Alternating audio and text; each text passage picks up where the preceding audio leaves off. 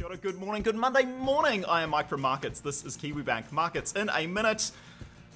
What a weekend. Yeah, expectation-defying employment data, surging trade surpluses, risk on like Donkey Kong, and yet another new post-lockdown high for the New Zealand dollar.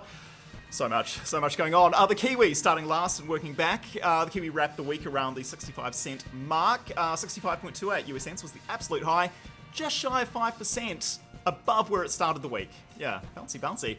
We'll come back to the Kiwi because we really need to talk about the data. US unemployment absolutely smashed expectations. By the numbers, the headline non-farm payrolls figure, basically a measure of job creation, it was forecast at minus 8 million, printed at plus 2.5, and the unemployment rate forecast for 19.8%, but came in at 13.3. So, mission accomplished. Actually, no, not remotely. Unemployment remains at the highest levels of almost a century, and there is talk that the data is an eye of the storm scenario. Yeah, when government support of workers ceases, gets pulled away, things will get worse. Maybe. Or maybe it was just a rogue data point. Yeah, but highlighting that the weekend stats probably weren't just a quirk of the numbers, Canada's employment data also surprised to the upside. Or the not as far downside. More to the point. Yeah. Reactions, right. Significant, slightly confusing.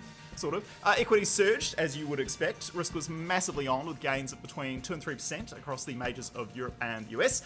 Also in support of equities, oil. Yeah, 5%-ish style advances there.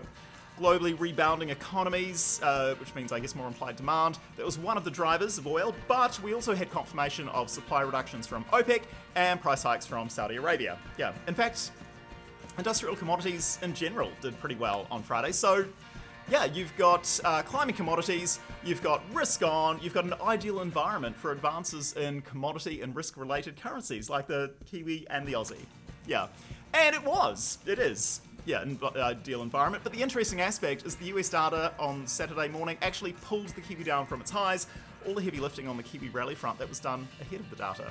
A little confusing. Yeah, maybe the bird's running out of steam. 5%, a 5% advance in a week is a big move. Hamish will talk about what we expect from the Kiwi and some of the Kiwi crosses in the week ahead later this morning. He's got some column inches in First View. It's the weekly from Kiwi Economics. That'll hit your inbox later today. Watch out for that. Yeah. What else?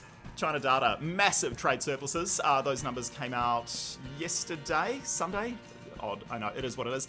Basically, exports were supported by medical supplies, face masks and other COVID stuff, while imports fell on a combination of reduced volume requirements and lower commodity prices in general. Yeah, remember, like, oil was minus $40 a barrel? Yeah, stuff like that. We might see reactions to those numbers filter into the local market today, or we might not. There is a lot going on, including a probably probable announcement of a move to level 1, and I would venture it's probably going to be the main focus for most today. Okay, that is enough for what is supposed to be a very brief recap, so have a happy Monday. Kia pai tō rā.